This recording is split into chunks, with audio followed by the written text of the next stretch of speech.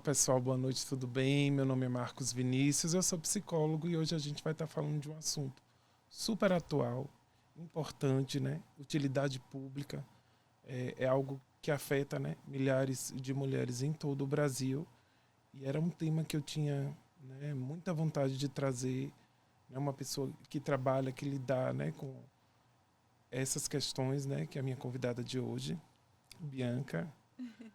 É uma amiga querida, que eu adoro de paixão, sou fã, confesso, né?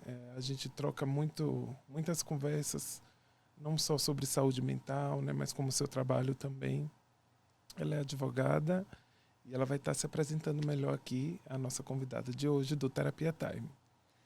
Muito obrigada, amigo. Tenho que dizer que para mim é uma honra também ter sido convidada, já especialmente porque eu acompanho o seu projeto antes dele virar um projeto. Verdade. Então, ver ele amadurecer aqui, Isso é ver verdade. crescer, ver todo mundo que já participou, enfim. Para mim é uma honra, muito obrigada. Que bom. Exato.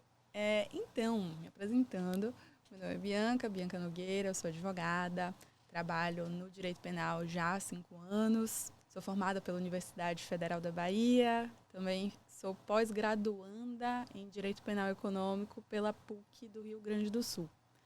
E daí, violência doméstica especificamente, é um assunto que a gente vê que tem crescido muito como demanda de escritório, né? Antes não era tanto foco, mas especialmente com a pandemia e esse período que os casais costumaram ficar mais em casa e costumaram a ter, enfim, mais embates, você começou a ver a escalada. E aí não digo eu, mas quem diz é o CNJ. Os casos escalaram assim expressivamente e hoje em dia é muito comum você ouvir falar pelo menos uma medida protetiva de urgência, alguém que você conhece que tem, que responde ou que, enfim, É um que assunto pediu. extremamente atual, assim, né? Volta e meia, né? A questão, né? Você pode falar, né, com maior propriedade. É bom você falar, né, da questão, né, mesmo, do que a gente vinha falando, né, agora há pouco, que é as pessoas entenderem, né, a questão de como é a violência da mulher, o que ela, né, enquadra e dimensiona, né, como é dimensionado esse assunto, né, para as pessoas, né, entenderem, Sim. né, de uma forma. Pronto. Então, antes até de começar, a gente estava falando sobre como que o sistema jurídico vai lidar com esse tipo de fenômeno. E a verdade é que, assim, só do sistema jurídico lidar com esse tipo de fenômeno já para a gente é uma grande novidade. Porque, na verdade, o sistema jurídico foi, pelo menos no ordenamento brasileiro, foi muito importado e na tentativa de garantir a hegemonia dos privilégios. Então, você tem um sistema de homens brancos para homens brancos que não se preocupam em tutelar ou proteger outros tipos de existência. Pelo contrário, o que você vê é uma espécie de mecanismo de conservação de poder para quem está em poder e de controle de quem não está. Daí, quando você fala sobre a proteção das mulheres, é algo muito recente, é algo muito novo.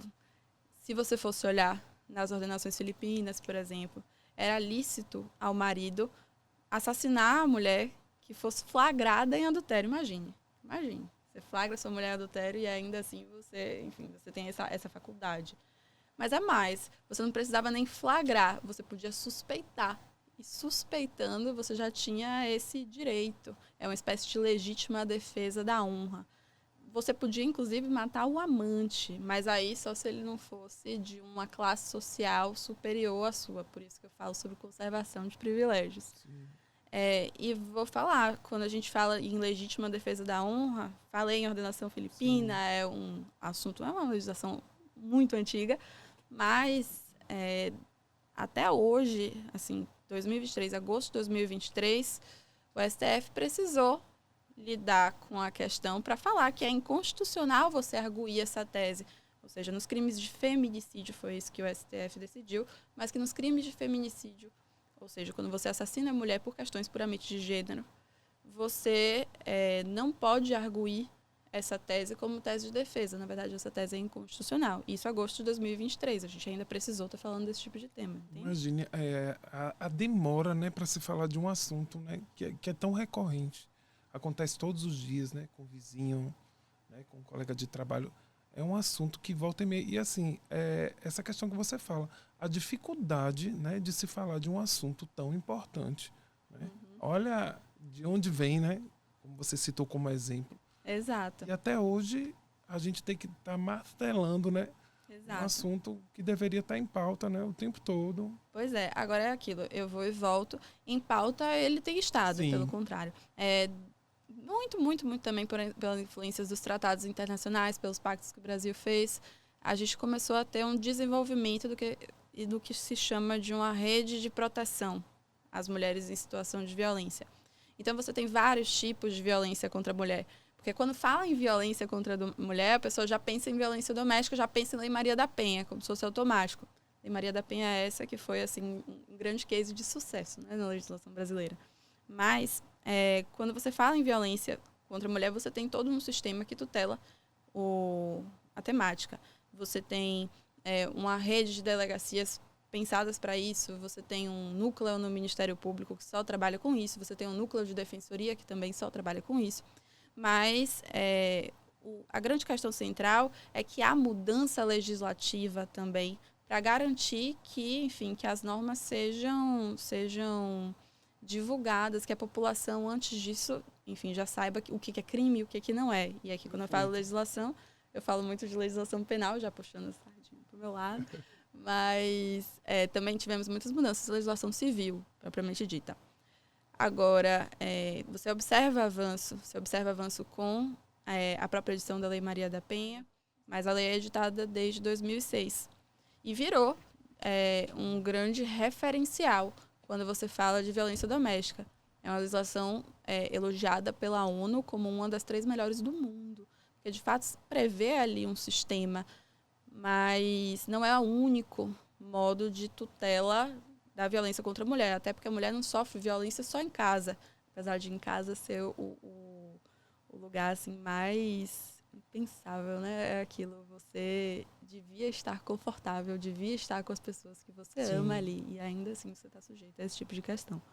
Mas você também sofre violência no seu trabalho, você também sofre na rua, você sofre quando você expressa sua religiosidade, você sofre quando você tenta ingressar no mundo político, algo do gênero. Não à toa, o tipo mais recente que a gente tem nessa área é a criminalização da violência política a partir do Código Eleitoral. Mas hoje em dia você tem um avanço, isso é inegável. Você tem crime de feminicídio, você tem crime de violência psicológica, que é legal para o nosso tema aqui. Bacana para a gente, inclusive, falar sobre isso. Eu tinha vontade de perguntar, né, e tirar a dúvida de alguma forma. Você ainda acha que é muito burocrática essa questão da mulher, né, saber esses espaços que você, né, acabou citando aí como Ministério Público, né, as delegacias especializadas? Você acha que ainda tem essa dificuldade, né, para que as mulheres consigam chegar a esses espaços, consigam, né, denunciar? Eu vejo muito falas de até com usuários, né, que eu acabo que passam por essas situações, a dificuldade em relação à medida protetiva, né? Então eu queria que você falasse um pouco, né, se você concorda, né, com isso que eu acabei citando, e explicar também como é que funciona, né, essa medida protetiva. Pronto. Então, sobre a dificuldade de acesso, eu acho que a lei, eu falei até que era um case de sucesso, porque eu acho que a Lei Maria da Penha é bem difundida. Segundo pesquisas, eu posso até me comprometer em trazer para você a fonte depois, mas 98% da população brasileira conhece a lei, sabe que existe, sabe, enfim, que pode recorrer aos mecanismos. Fato é que realmente você não tem um estímulo a isso. É uma questão até educacional, até cultural. Nesse tipo de criminalidade, a subnotificação reina. Subnotificação é quando você tem uma situação real, mas as mulheres não contam que estão vivendo essa situação. Então, o número que você tem anotado de casos, na verdade, é muito inferior ao que acontece, na verdade, porque as pessoas não vão lá, não falam, nem nada disso. Então, eu acho que, na verdade, o maior desafio não é nem o acesso ao sistema, mas antes disso, é a mulher, primeiro, conseguir se reconhecer como vítima de uma das espécies de violência. Porque Porque quando a gente pensa em violência, a gente vai logo na violência física. Mas o aspecto psicológico da violência é crime, é tipificado, está escrito, está descrito. Como é que funciona. E aí a situação que você cita é o que entra, né? Que é a parte da saúde mental e de como você está cuidando, né? Porque tem gente que acaba, né, se adentrando aquele espaço, aquele movimento que está vivendo ali na vida, né? Isso. Acha confortável, inclusive, né, a forma da violência como está levando, não trata aquilo, fica naquela rede, né? É um ciclo, né? Sim. É super aquilo. Quando você tá em fase de lua de mel, acho que todo mundo já ouviu falar um pouquinho sobre ciclo de violência, né, gente? Mas quando você tá em fase de lua de mel, você tem esse tipo de pensamento, de que tudo vai mudar, isso e aquilo. E quando eu falo sobre fase de lua de mel, a gente geralmente pensa num casal, mas violência doméstica não é só entre marido e mulher. Violência doméstica é com mãe e filho. Aí imagina, você tem uma mulher num relacionamento abusivo. Já é difícil essa mulher se reconhecer no relacionamento abusivo e querer, enfim, pedir ajuda para conseguir sair dele. Imagina para uma mãe se reconhecer como vítima de violência de um filho e pensar em ir lá denunciar um filho pela prática de crime. Então você tem super dificuldade, um super rompimento. Mas é isso. Eu acho que esse primeiro ponto é um dos mais importantes, para a mulher se reconhecer como vítima. Depois, para a mulher entender que, na verdade, aquilo não é culpa dela. Quando ela procura uma autoridade, ela não está criando uma situação. A situação existe. A situação quem criou foi quem te agrediu. Isso é muito importante você ter em mente. Exato. E aí, o que você está fazendo é lidando com ela da forma que dá para lidar. Então, a situação aconteceu. Então, você tem algumas escolhas. Você vai silenciar, e aí você vai continuar mantendo. Se for uma questão dessas de risco de vida, eu já estou partindo para um extremo. Mas você vai silenciar, e você vai se manter no risco de vida.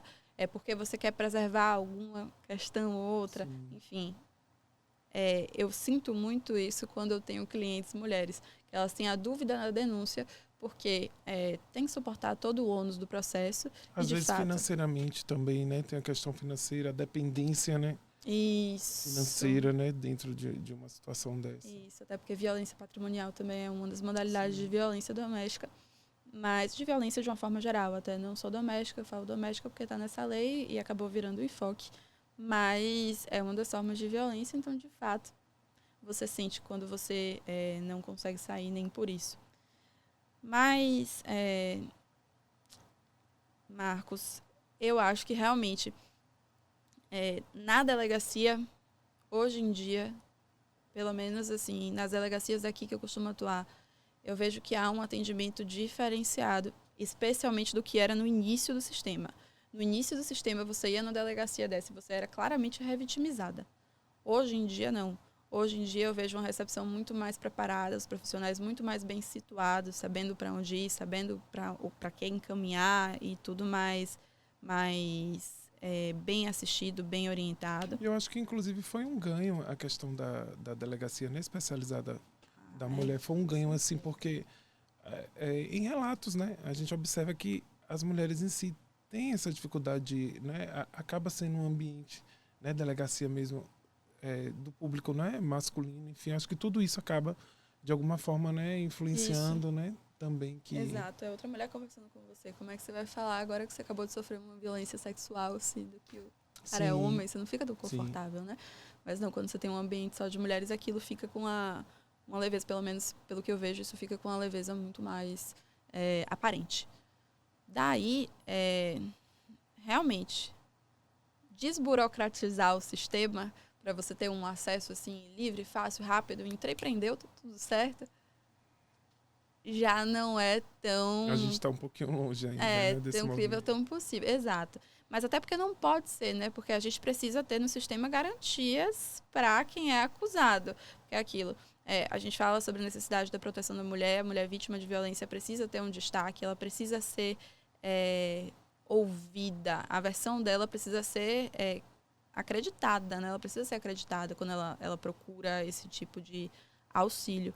Mas a gente não pode esquecer que volta e meia esse acionamento da autoridade policial por meio de registro da ocorrência nem sempre procede, nem sempre é um caso que condiz com a verdade. Porque é aquilo, gente que mente, gente que inventa, tem dos dois lados. Né? Sim. Isso, tem dos dois lados. Então, tem sim mulher que usa do sistema porque conhece o sistema, porque quer ganhar alguma vantagem, seja de natureza patrimonial, seja porque está separando, então quer se vingar, algo do gênero. Isso é importante estar atento, né? Porque acontece, né? Acontece. Exato. E é o tipo de questão que é aquilo. Você tem que procurar, se você, no caso, é requerido de medida protetiva, ou se você é acionado, de fato, como investigado por algum crime dessa natureza, você tem que procurar logo uma assessoria competente, seja um advogado privado, seja um defensor público,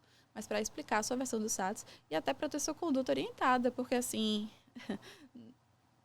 na maioria das vezes você até é agressor mesmo, só que você não tem nem essa noção de que você está agredindo, porque de fato esse modelo de relacionamento antigo, onde você acha que você pode falar o que você quiser, que você pode, enfim, brigar como você quiser com a pessoa, e depois é meu jeito. Engraçado que isso, a psicoterapia, ela consegue, né, Bia, identificar de alguma forma como isso aconteceu, né, em algum momento da vida da pessoa. Que é como você fala, essa questão da naturalidade. Às vezes para a pessoa é até comum, né, tratar a mulher daquela maneira, agir daquela maneira, agredir daquela maneira, né? Então, talvez fossem circunstâncias, né? Cenas que ele viveu na vida dele lá atrás, que precisam ser trabalhadas, né? Exato. Para que ele identifique esse processo que está ali dentro dele, né? De alguma forma. Exato. E com isso eu não quero dizer que ele deve, enfim, não ser punido por aquilo. Sim. Porque aquilo fez. Está feito, vai receber, sim, a contrapartida necessária, né? A punição necessária. Mas fato é que você precisa trabalhar também em educação, trabalhar também em saúde mental, trabalhar também nessas áreas. Uma questão assim que eu acho importante, você sabe, eu sou apaixonado, como você é também, né, por seriados, né, relacionados, né, a investigação. Nossa isso investigação criminal. A gente fala bastante sobre isso porque eu acompanho a parte psicológica, né, psiquiátrica, eu acompanho mesmo, gosto, né, apesar de ter alguns amigos meus brincam, você gosta dessas coisas pesadas, mas não, porque me interessa, né, a psicologia forense eu acho incrível. Queria ter tempo também para estudar mais, para mergulhar nesse ambiente da psicologia forense. E assim, eu gostaria que você falasse, Bia, do suporte, como é que funciona esse suporte, né? Quando você recebe, por exemplo, um caso desse e que você vê, né, que de fato o cliente está precisando de um apoio, né, psicológico, até para a demanda do que está acontecendo na vida dele. Como é que isso funciona, né, junto com as atividades, né, da área penal, enfim. Isso. Então, vou falar dos dois lados, tanto para a mulher que requer a medida protetiva ou que é vítima de violência doméstica, quanto para o homem que recebe a intimação. Mas, em relação à mulher primeiro, eu acho fundamental para você aquilo. Primeiro se entender como vítima, depois conseguir lidar com a questão da culpa, porque é algo que avança. Eu observo em todas, assim, acho que eu nunca tive uma cliente nessa situação que não tenha trabalhado internamente essa questão da culpa. De, não, senhora, para que eu fiz isso? Para que eu falei? Ou então, como foi que eu fiquei tanto tempo nessa relação? Como foi que eu não percebi que isso ia descambar para esse lado? Eu sou uma mulher tão estudada, tão bem instruída e ainda assim eu caí na desse cara. Então, enfim, tem tudo isso que você precisa digerir para entender que não é um fenômeno que veio de você, pelo contrário, foi uma realidade que lhe foi imposta. E também para lidar com questões que a própria sociedade traz para a gente, né? Eu sinto que recai muito sobre a mulher a responsabilidade por fazer o relacionamento dar certo. O homem não tem tanto isso, mas é aquilo. Ele é quem deve ser segurado, a mulher é quem deve segurar. E essa ideia fica muito incutida no nosso imaginário, tanto que quando essas meninas e mulheres se deparam com esse tipo de situação de criminalidade, elas se sentem falhando pelo relacionamento ter desmoronado, por todo esse tipo de questão. Então, o acompanhamento psicológico, especialmente para a vítima nesse ponto, é fundamental, mas também para suportar o ônus do processo. E aí é onde também entra o acompanhamento psicológico de quem é acionado por esse tipo para responder esse tipo de conduta. O processo demora. Nunca é um negócio que vai sair do dia para a noite. Então, do ponto de vista da mulher, você lidou com uma situação traumática, você contou aquilo, você está tentando seguir sua vida, volta e meia você tem que prestar um depoimento sobre aquilo. Ou então você recebe uma mensagem com uma atualização de que volta todo o movimento que ela está passando, né, do trauma, né, do estresse que está nesses ambientes, né, que é como você está citando, que às vezes é complicado, né, de lidar, que é justamente sobre isso, né, que você está falando. Exato, e cada pessoa é um mundo, né? Assim, eu já vi mulher fazer, assim, logo no procedimento, quando você tem violência sexual, você vai para a delegacia e você recebe uma guia de exame, você vai depois no IML fazer esse exame. Já tive mulher saindo falando, acabada, em prantos, falando como foi horrível, e já vi mulher saindo também falando, achei besteira, achei um exame ginecológico. Desse jeito, cada mulher realmente é um mundo. Eu já acompanhei o processo também, é um processo, assim, o local, né, já cria todo, sei lá, um cenário, né, complicado, né, e assim, a fragilidade, né, que a vítima chega num momento como esse. Então, acho que o acompanhamento, né, a parceria do psicólogo nesse momento é de extrema importância, né, porque há esse desgaste, né, emocional. E para você voltar a se ver como uma pessoa que é além dessa situação. Sim. Você tem outros campos de vida, você tem, enfim, outras questões que dependem de você. Até seu advogado depende de você para construir o caso. Então, assim, você precisa estar bem. Daí eu sinto que as mulheres precisam muito desse acompanhamento para esse lado. E esse ponto do ônus do processo é o que eu acho que é o elo com quem é acionado para isso. Porque realmente os homens que recebem esse tipo de intimação, ou enfim, julgam que a vida acabou, meu Deus, vou ser preso, vou ser o quê, qual é a situação, a medida protetiva está acabando com minha vida, eu não consigo fazer mais A, mais B, mais C, enfim, não vou mais me relacionar, vou fazer minhas malas, vou partir para um mosteiro. Acontece bastante. E quando você tem esse tipo de acompanhamento psicológico do processo, você vê que alivia, porque a pessoa tem para quem falar, tem para onde expor sua verdade, entende? Não basta...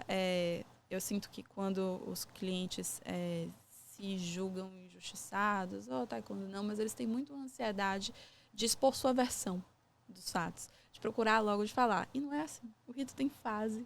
Sim. A defesa também tem estratégia.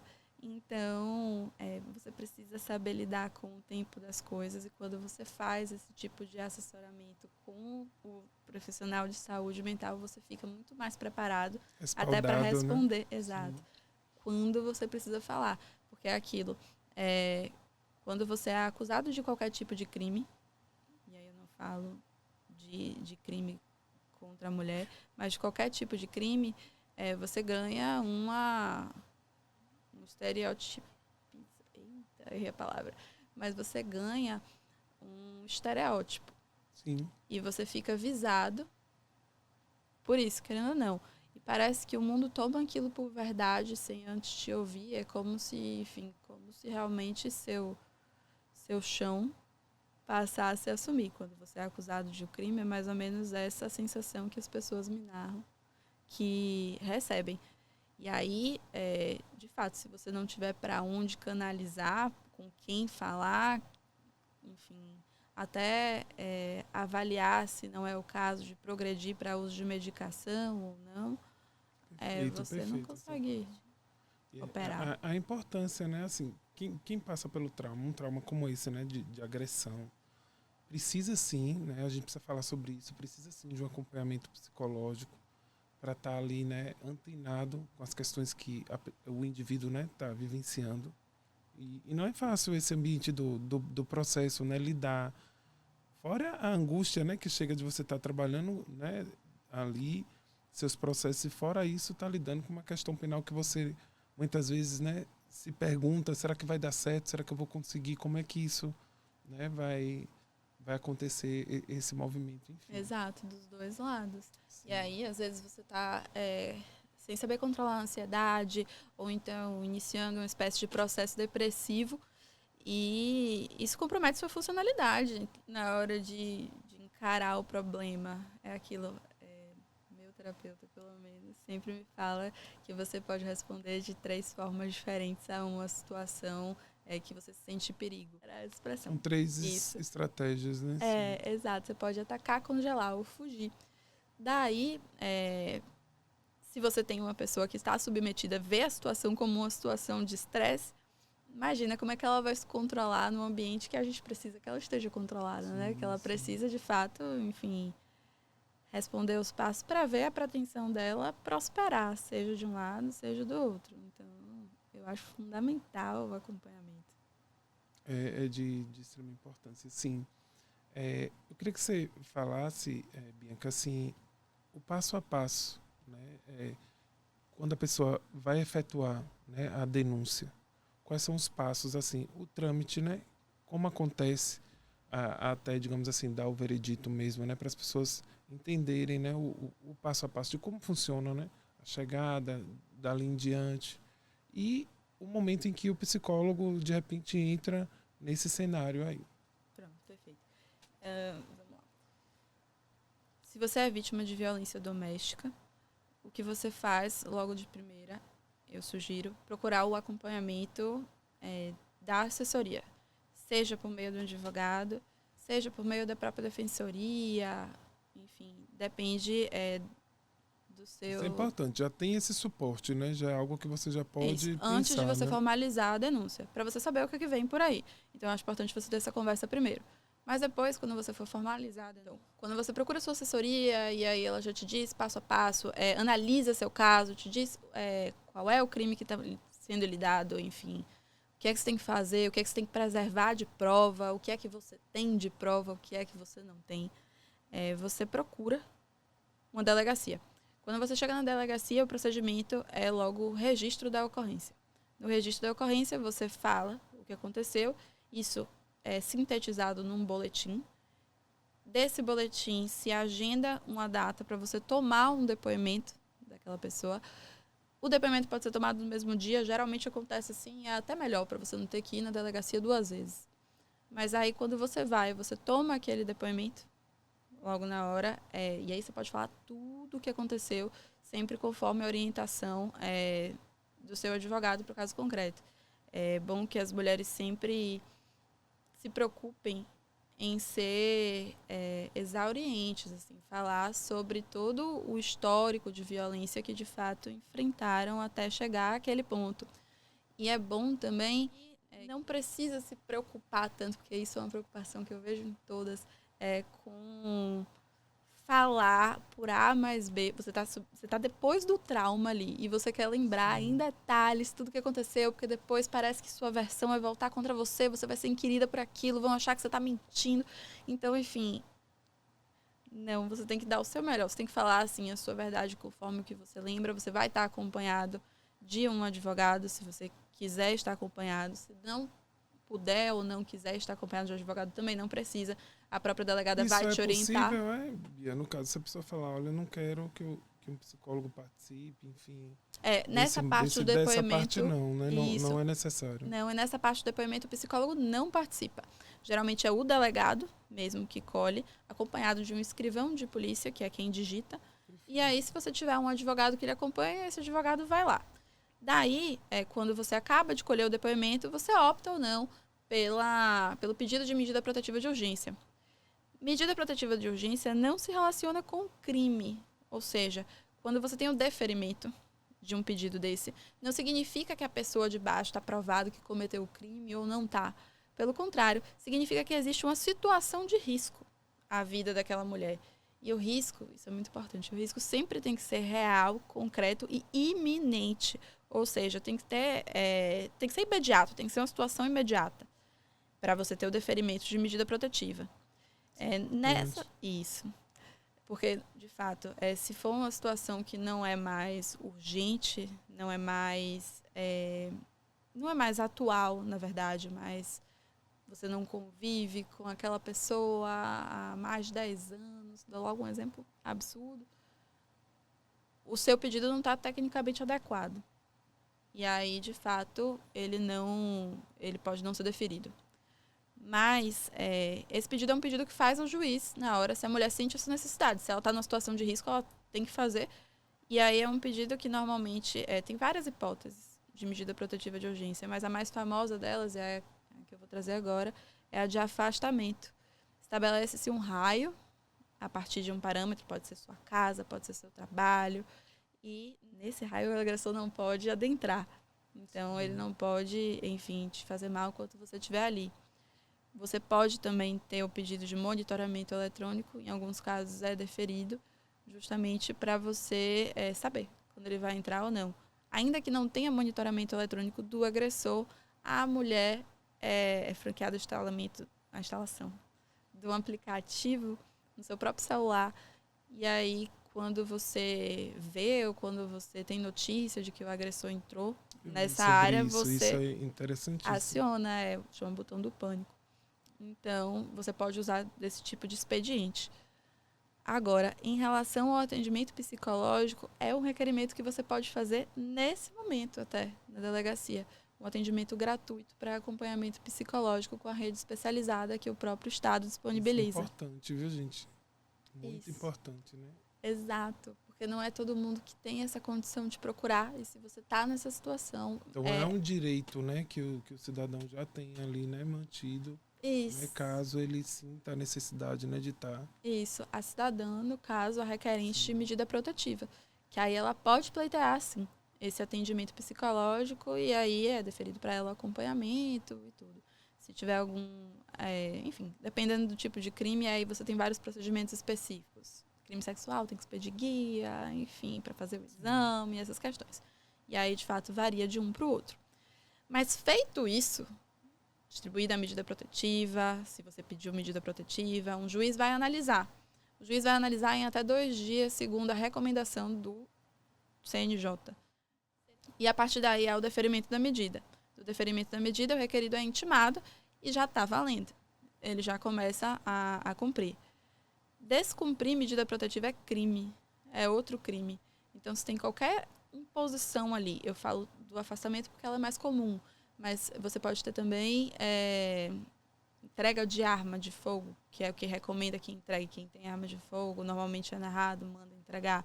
Você pode ter afastamento do lar, que a pessoa tem que sair da casa porque é o imóvel do casal, ele agrediu, enfim, ele sai da casa, ou então é a mãe e o filho que moram ali, ou então, isso pouca gente sabe, mas o público LGBTQIA+, também pode pleitear medida protetiva de urgência, porque se entende que o relacionamento homoafetivo também pode ser tutelado nessa área, já é decisão. A gente fala sobre isso também. Isso do STF e STJ. É muito importante mesmo, porque não é todo mundo que sabe e serve, né, para todos os tipos, todos os ramos, né? Exato.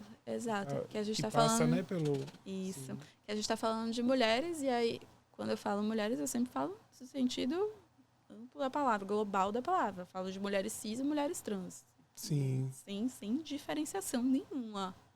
Mas o público LGBTQIA+, também pode ser contemplado, ainda que você seja homem. É a única hipótese de você ser homem e poder ser sujeito de direitos da Lei Maria da Penha. Maravilha. Agora, uma dúvida pessoal minha mesmo.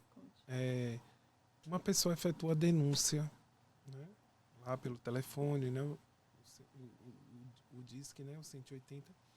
Só que chega lá, eu quero saber de você, né, se acontece esse caso, aconteceu a denúncia, vai lá, acontece a investigação e na hora a vítima ela se nega. Como é que funciona isso?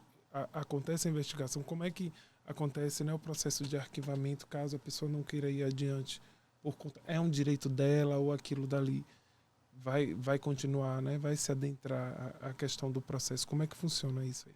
Uma boa pergunta. Porque, em geral, o tipo de criminalidade tutelada, na verdade, qual a mulher é vítima, geralmente... Não, vou voltar. É uma boa pergunta, porque depende muito do tipo do crime. Quando você tem esse tipo de conduta da mulher que comunica e depois quer mudar de ideia, numa criminalidade comum, seria admitida, dependendo da ação penal, a retratação do que foi dito.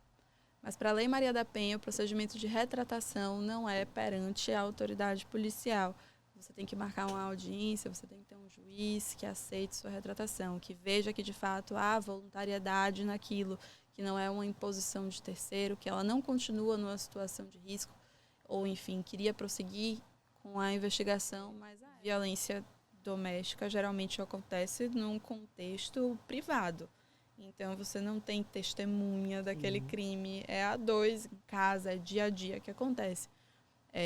Se alguém de fora tem notícia de uma situação de violência, não existe mais aquele ditado, né? De que não mete a colher em briga de marido e mulher. Isso é tão antigo. Era tão comum, tão arcaico, né? Pois é, é o contrário. Falar sobre isso, né? Exato, é o contrário. A gente tem que se preocupar com a vida das nossas mulheres também, enfim, com o Estado. E aí, se você faz um tipo de registro desse, liga no 180, faz, ok. Mas a vítima é chamada e lá ela não ratifica. Aí, de fato, vai de delegado para delegado. Pode ser que o delegado observe a ausência de voluntariedade, enfim, converse, faça apuração. Essa parte está muito ruim. Vou voltar. Porque isso é verdade, mas é errado o delegado fazer isso. Então, vou voltar. Aí, de fato, é diferente, porque assim, a pessoa comunica, mas se a vítima vai para lá e ela nega toda a versão, aí você não tem uma espécie de retratação, porque nada foi dito antes para ser desdito. Pelo contrário, você tem pela primeira vez a vítima falando que aquilo não aconteceu. Você tem outros elementos de investigação que você pode recorrer para ver se de fato isso aconteceu ou não. Mas o depoimento da vítima tem um relevo. Perfeito. A gente sabe, a gente vive, né, em um país que infelizmente a gente tem, né, uma população, né, mais pobre, né, mais vulnerável, né, em determinadas situações como essa. Essas pessoas, elas conseguem, né, de fato, ser amparadas, né, porque existe esse medo, né, a falta, né, de informação. Existe um programa, de repente, que dá um auxílio, né, Bianca, a essas pessoas, né, que tipo, não tem instrução, né, não sabe de fato como seguir adiante com isso, e a situação ali acontecendo, né, isso é comum. Eu trabalho, né, também com esse público, então assim, né, eu queria que você falasse a respeito disso, se você sabe, né, de como é que vocês conseguem lidar com uma situação como essa, quando existem, né, pessoas, né, de baixa renda que tem essas dificuldades. Como é que vocês conseguem, né, amparar de alguma forma? Exatamente. A lei é bastante difundida. Isso de fato existe, é o que a gente chama de lei que pegou. Então a imensa maioria das pessoas hoje em dia conhece a Lei Maria da Penha, mas conhecer o procedimento a fundo, saber para quem liga, para onde vai realmente, é o tipo de detalhe que não é observado. E aí eu vou até mais longe. Conhece a lei, sabe que a lei existe, sabe que existe um procedimento que vai cuidar de você, mas não sabe nem direito o que é que tem ali, quais são os tipos de violência que são tutelados pela Lei Maria da Penha, entende? Existe violência psicológica, existe violência moral, existe violência física, existe violência sexual, existe violência financeira. Tudo isso as pessoas às vezes não têm noção de que existe, que está, enfim, tá tutelado pela norma jurídica. Então, eu fico imaginando, realmente, a pessoa que está numa situação de maior vulnerabilidade, ela precisa de um socorro, precisa de uma ajuda. Quando ela vai numa delegacia, ela vai ser atendida. É óbvio, não vou dourar a pílula aqui. Eu acho que houve um avanço muito representativo, especialmente nas delegacias especializadas de uns tempos para cá, especialmente depois da pandemia. O acolhimento, né? Os profissionais parece que estão mais adaptados à realidade. Mas a verdade é que a gente lida com um volume absurdo de casos, que o braço não é tão grande e que não é todo profissional que está nesse cenário. Isso é o que eu observo de duas delegacias específicas aqui de Salvador, que tem esse tipo de atuação. Mas, de fato, o braço do Estado não é tão grande, então você pode chegar lá e acabar sofrendo uma segunda vitimização. Com isso da demora do atendimento, com isso do atendimento ruim, do atendimento que não te ouve, do atendimento que, enfim, não presta atenção em você. De fato, as pessoas estão sujeitas a isso. É triste que estejam, mas estão sujeitas a isso. A falta de instrução mecanismo. É algo, né, que não depende, né, infelizmente, né? Exato. É do próprio mecanismo. Mas não acho que isso é um convite a não procura. Sim. Pelo contrário. A Defensoria Pública tem um trabalho muito legal. Mas eu falo delegacia porque a delegacia é o que é comumente difundido, né? Quando você é vítima de crime, você sabe que na delegacia que você vai. Quem tem esse estado de vulnerabilidade maior, de fato, e procura uma delegacia, pode ser que seja revitimizado, do jeito que eu estava falando antes. Tem aquela questão do mau atendimento, do braço do Estado. Sim. Mas, querendo ou não, é o lugar de acolhimento. É difícil falar sobre o que vai acontecer ou não com essa pessoa que não tem instrução. Mas, respondendo agora direito a sua pergunta, que é sobre se você acha que já tem algum avanço nessa área ou não, Sim. Acho que já tem. Acho Sim. que a lei é uma lei que pegou, acho que é uma lei bem difundida, uma lei que foi publicada, enfim, e que as pessoas conhecem, falam sobre... Até argumentam, né? Eu vou dar uma Lei Maria da Penha e você. Então, as pessoas falam sobre e comentam. Mas, de fato, não é o mundo ideal ainda. Você precisa de trabalho também no fenômeno anterior ao crime. Você precisa da educação fortalecida, né? Você precisa das pessoas sabendo disso, tendo acesso, sabendo quando são vítimas, quando não são, enfim. Você acha, Bianca, que hoje em dia, por exemplo, tá andando direitinho essa questão do psicólogo, né, forense, junto com as questões, né, penal do judiciário? Você acha que funciona, que é algo que realmente acontece, que as pessoas vão estar ali respaldadas, né? A sua opinião a respeito disso? Que está, né, e que trabalha nesse ambiente, que está ali dentro. Você acha que, de fato, realmente a importância, né, dessa questão psicológica, né, para essas questões é de extrema relevância? Então, eu acho meio deficiente, na verdade, porque aquilo, você tem a possibilidade franqueada para a pessoa que pede medida protetiva pedir também esse apoio junto ao Estado também, com profissionais Sim. de saúde mental, mas isso não é difundido e não é toda vítima de toda vítima de violência doméstica, enfim, que é requerente de medida protetiva ou que não é, que se sujeita ao acompanhamento psicológico. Tem vítima que na hora diz que não precisa, ou tem vítima que, enfim, prefere o acompanhamento com um profissional privado ou algo do gênero. Fato é que não existe durante o processo esse acompanhamento, assim, não é uma das Sim. fases, sabe? É opcional. Porque é aí que entra, né, a questão e a importância da psicoterapia, que é o caso que ela está falando aí, né? Tem pessoas que têm condições, né, de fato, de mergulhar no ambiente da psicoterapia, cuidar daquelas questões que aconteceram ali, outras não. Isso. Né? Então, acho que é sobre isso que você está falando, né? Isso. A continuidade né, do processo, enfim. Né? Isso, exato. E, na verdade, sobre a conscientização sobre ele.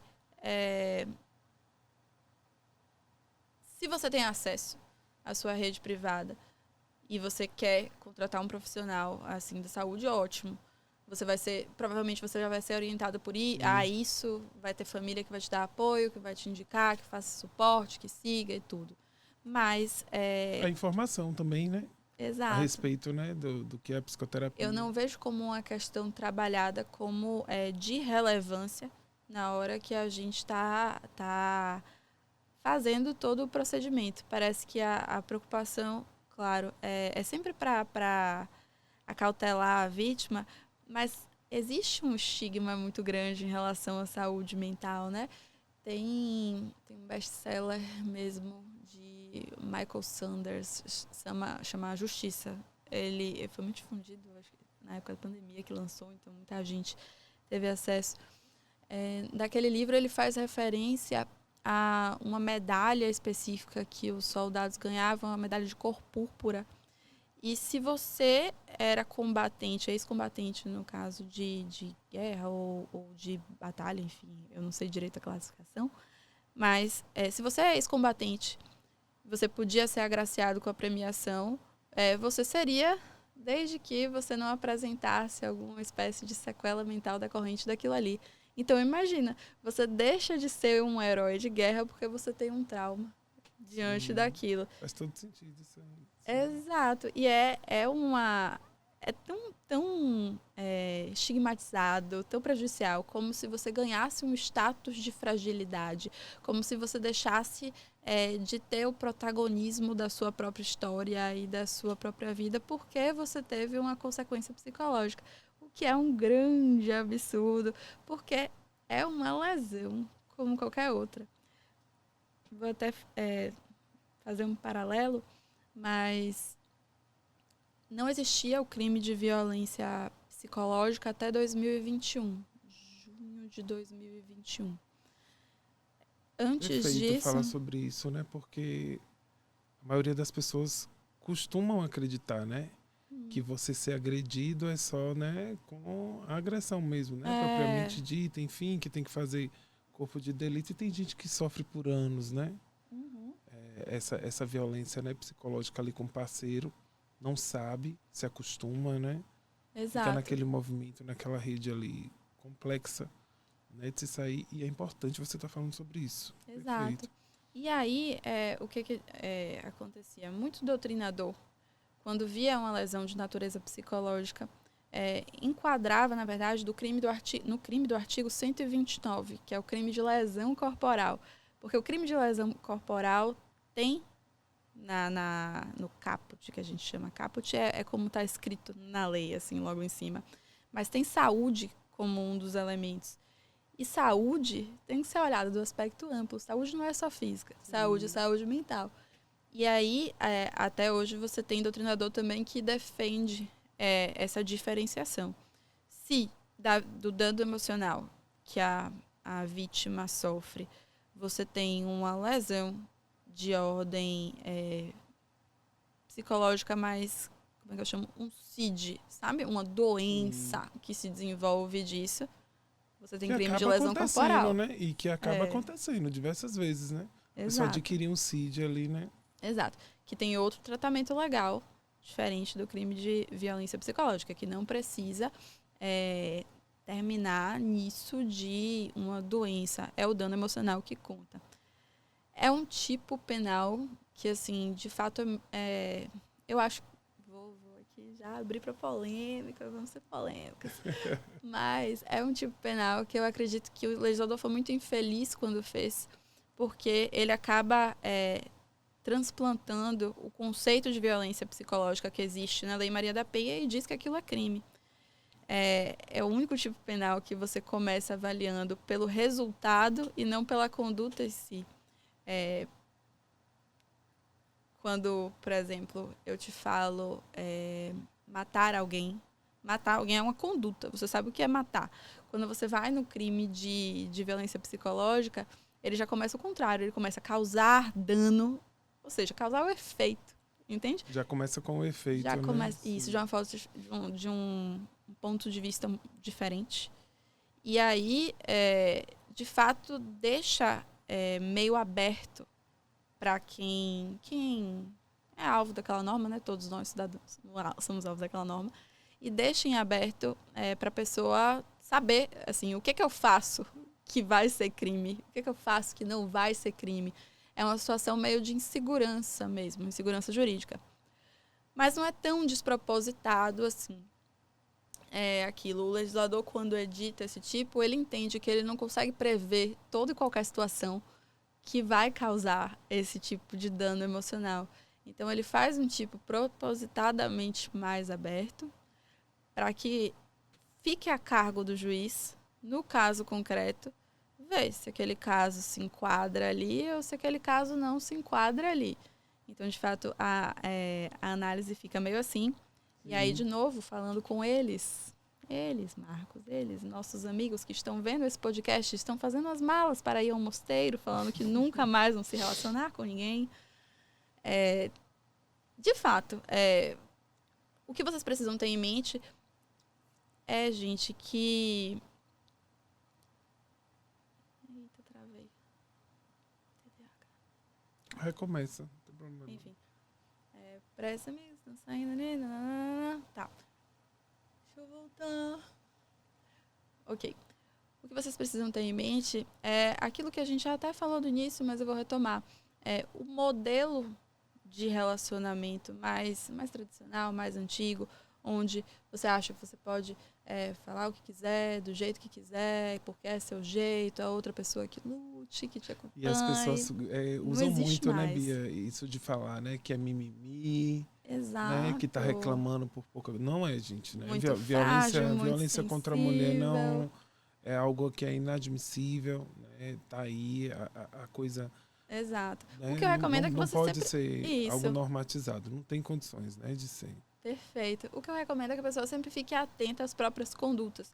E por isso é muito interessante o acompanhamento terapêutico, assim, desde antes de acontecer alguma situação desse gênero, porque terapia eu acho que serve muito também para revisão das próprias condutas. Isso é importante, pessoal, o que Bia vai falar, porque eu acho que é bacana você falar sobre a sua experiência diante disso, né? Uhum. Tipo, como isso é importante para você enquanto mulher, né? Como é que a terapia reforça isso, né? Para que você, de repente, não aceite certas condutas, né? De um paquera ou de um namorado, né? Um companheiro, enfim. Né? Como é que a gente deve se comportar, né? E como a terapia, né? Ela consegue te auxiliar nesse movimento. Isso. Eu estava falando do ponto de vista até masculino antes, vou voltar para essa parte. Sim. E depois eu encaro sua pergunta logo de frente. Mas, em relação ao público masculino, é isso. O acompanhamento terapêutico, desde antes. Hoje em dia, quem faz terapia já tem meio caminho andado, né? Porque eu acho que uma das vertentes é você ter essa possibilidade de sempre revisar seus comportamentos. E aí você sabe direito para onde você está indo, o que não é. Eu tô brigando muito com minha mulher, ela tá ficando sempre triste. Não é normal você estar num relacionamento onde seu parceiro está sempre se queixando, está sempre insatisfeito. Será que você não está passando do limite realmente com isso, com aquilo? Então, enfim, o acompanhamento prévio é muito interessante. É muito, muito efetivo para você também se orientar antes de se deparar com uma alegação dessa, de você me causou dano emocional, eu não estou conseguindo estruturar a minha vida porque você acabou com o meu psicológico. Imagina, de um relacionamento bom, você acabar desaguando nesse tipo de situação, né? É realmente desagradável para todos os lados. Isso que Bia está falando, a gente precisa reforçar porque é importante, né? Eu já peguei paciente, tipo assim, que teve um dano financeiro, tipo assim, absurdo, sabe? Da pessoa ter um carro, tipo assim, vender o carro pra, tipo, pagar uma dívida de um namorado, entendeu? E, tipo assim, a pessoa tá tão apaixonada e, tipo assim, presa, né, naquele movimento, né? Adoecido que acaba encarando como algo normal. Achei ótimo seu exemplo, porque era exatamente o que eu ia falar agora do ponto de vista feminino. Porque o relacionamento abusivo não começa com tapa, né? Ninguém começa a se relacionar apanhando. Quando você tem um relacionamento mais tóxico mesmo, você se envolve num ciclo, se envolve numa rotina e tudo vira uma emergência, tudo vira uma urgência. Eu sinto que a gente escuta muito também, pelo menos assim, eu cresci ouvindo isso, que relacionamento é difícil mesmo, é complicado, enfim, tem altos e Acaba sendo algo baixos. cultural, né? Aquela crença, né? Isso, que fica mas ali aí enraizada, você fica... né? Isso, mas aí o que é importante é você acaba ficando em dúvida do que o que é o difícil. Isso aqui que eu estou vivendo é uma dificuldade de casal? Ou aqui eu já estou sendo vítima de violência, que isso aqui já é um abuso, Sim, entende? Sim. É difícil você conseguir reconhecer qual é o limiar entre o que é difícil e o que não é. E a verdade é que não é para ser difícil. Relacionamento tem que ser fácil. Ao contrário, tem que vir Leve, fácil. né? Que promova, né? Prazer, né? Enfim, Isso. né? A Em gente não todos os está falando que a aspectos. convivência é um mar de rosas. Convivência tem defeitos de convivência. Mas qualquer extrapolação desse limite, sabe? Qualquer palavra que te diminua, que te deixe desconfortável, seja na frente dos outros, seja com você mesmo, seja com sua imagem, sabe? Com o que você tem de concepção sobre si, seu papel em seu trabalho, seu papel com sua família, todo esse tipo de argumentação, de fala, por mais brincadeirinha que seja, é problemática.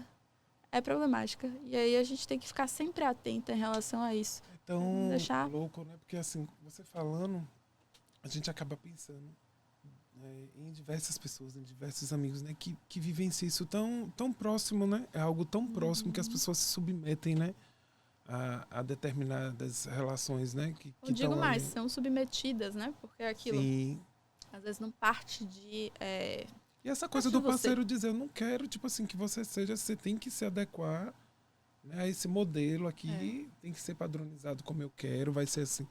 É umas coisas assim, e precisa ser trabalhado. E quando você tenta sair, você não consegue, porque vai e te Isso. pede pra voltar, promete que E vai aí é que mudar. entra O no ciclo. cenário, né? E aí é que o cenário vai aumentando, né? Exato. Começa com uma coisa assim, não quero que você vista tal roupa, eu não quero que você saia com determinada pessoa, e as coisas vão aumentando. Aí entra a questão financeira, né? Entra a questão da agressão mesmo, né? Contra a vítima. Então, assim, esses sinais aí, né? Essas questões podem te livrar de um determinado processo lá na frente, uma situação, né? Que pode, né, envolver outros Ou traumas. até do rompimento do ciclo, né? Se você já está vivendo, mas você está acompanhada de um profissional, está revisando esse tipo de conduta, está sempre de olho em todas as áreas da sua vida, é muito relevante. Assim, eu falo até que é uma vantagem, sabe? Competitiva diante da vida, né? De todas as dificuldades que a vida te impõe. Você ter esse tipo de oportunidade é muito engrandecedor, e as pessoas, às vezes, menosprezam por causa daquela estigmatização que a gente estava falando. Como se saúde mental fosse uma questão secundária, sendo que é uma questão de saúde de onde até partem todas as outras, né? Sim. Manda. Perfeito.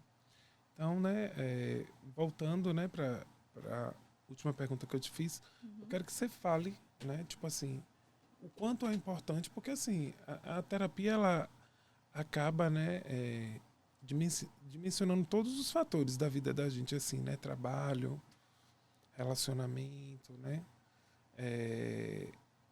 como é importante você, né, que trabalha também com a área penal, que não é uma área fácil, confesso, eu acho linda, assim, né, muito bonito o trabalho de vocês, mas assim, acaba tendo também um desgaste, né, de determinadas situações, né, coisas que podem afetar, né, de alguma maneira também a saúde mental, né, de vocês que trabalham, né, nesse movimento.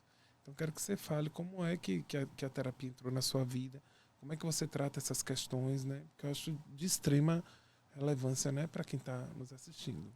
Então, eu faço terapia desde sempre. Faço terapia desde pequena, mas aí é muito mais por questões familiares. Meus pais se separaram cedo e eles mesmos viram essa necessidade de, antes que eu apresentasse qualquer... Já se preocuparam em... Isso, mas qualquer infelicidade, qualquer disfunção, qualquer questão, eles já sentiram a necessidade de que eu fosse acompanhada. Então eu faço desde sempre, mas realmente... Com quantos anos? Indo e voltando... Você falou? Quantos anos?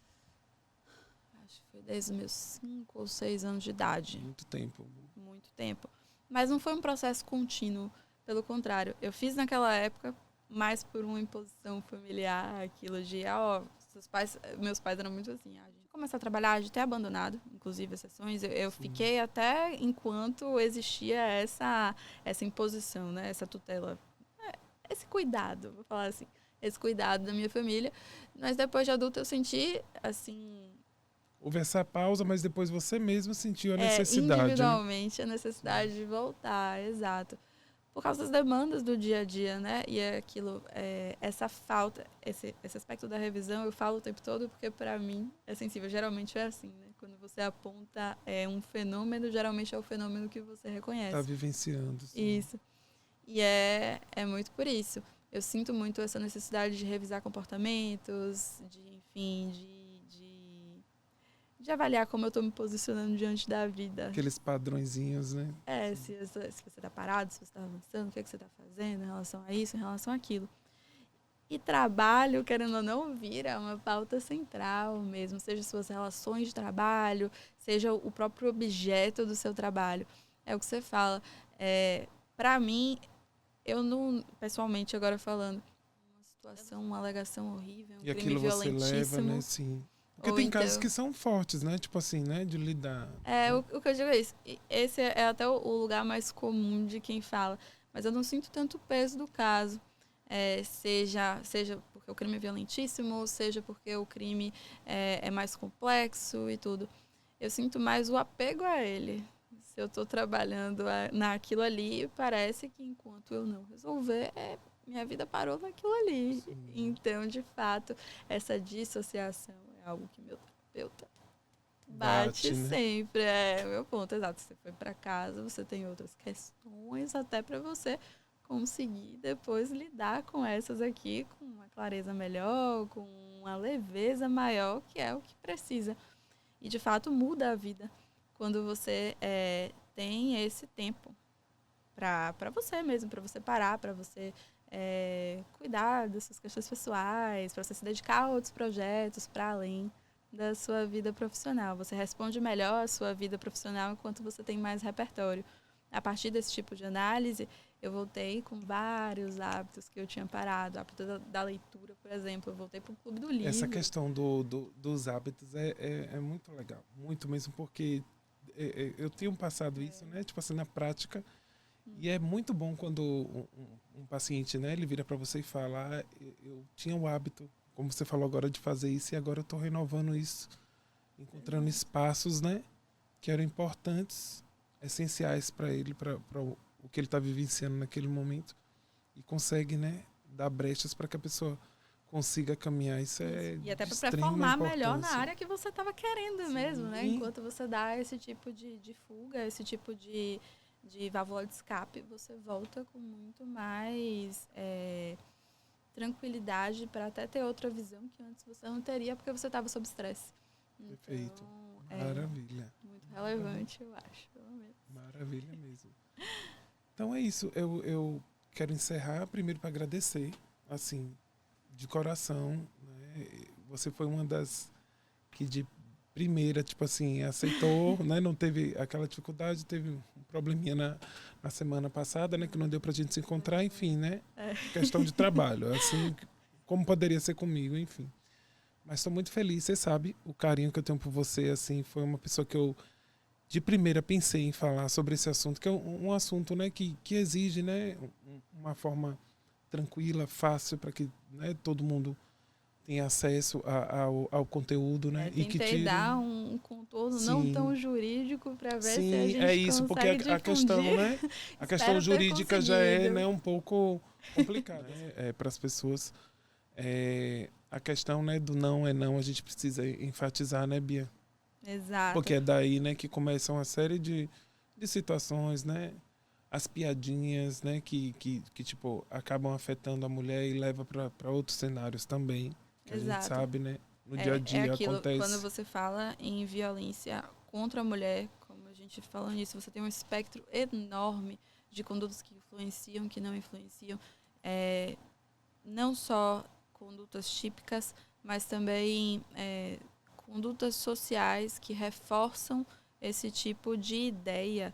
Você vê até nossa linguagem.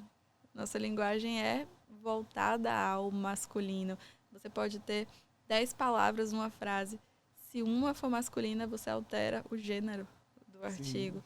E aí, por isso, tem gente que fala sobre linguagem inclusiva e tudo. Enfim, muito por causa desse fenômeno. Também, quando você vê processo publicitário, vê muito como a mídia difunde as informações, né? Antes, no passado, hoje em dia é mais regulado, mas no passado você tinha muita propaganda de Pejorativo, objetificação. né? A mulher Exato. sempre nessa pauta, né? É, como se você fosse um outro item que pertence ao homem. E aí você reforça todo um ideal patriarcalista mesmo, como se fosse uma das coisas que você tem. Eu ouço muito essa fala ainda assim, tipo, né? De amigos mesmo, de falar, né? Agora a mulher tá se achando demais, tipo, tá com a bola toda, elas que estão por cima da carne, isso aqui tem que estar. E tem que estar mesmo, tem que falar, né? Não quero desse jeito, quero um relacionamento, né? Que me conduza para momentos felizes, né? Exato. E pelo amor de Deus, né? Ninguém merece estar, né, com uma pessoa, né? Um alecrim desse, tipo, né? Um Poxa. alecrim, uma pessoa, né, que tá ali com essa cabeça limitada, né? Então, Exato. é isso, amiga, eu só tenho a te agradecer, assim, do fundo do coração mesmo, você sabe o quanto você é uma amiga especial, querida, né? Você também. E é isso, eu acho que até pra gente encerrar legal, eu lembrei agora que você falou isso, de uma frase de Angela Davis, que ótimo. ela fala... Essas frases são ótimas para fixar. Então vou voltar para essa parte. Agora que você falou isso, eu lembrei até de uma frase de Angela Davis que ela fala que a gente tem que parar de aceitar o que a gente não pode mudar para começar a mudar o que a gente não pode mais aceitar. Perfeito. Perfeito. Acho que encerramos assim de maneira, né? E assim... Uma boa conversa. Eu amei, assim, de verdade. Eu acho que é um assunto que a gente precisa estar falando, sim. A gente precisa falar da importância, né, da psicoterapia para mulheres que sofrem esses abusos, que, né, não são poucas. O país da gente ainda, infelizmente, tem números, né, muito grandes relacionados à violência contra a mulher. Então, exato. É isso. Então tá, gente, esse foi o Terapia Time, né, com Bianca, essa advogada, para falar de assuntos, né, de extrema importância, como ela deixou aí. Sempre às 9 horas, vai lá.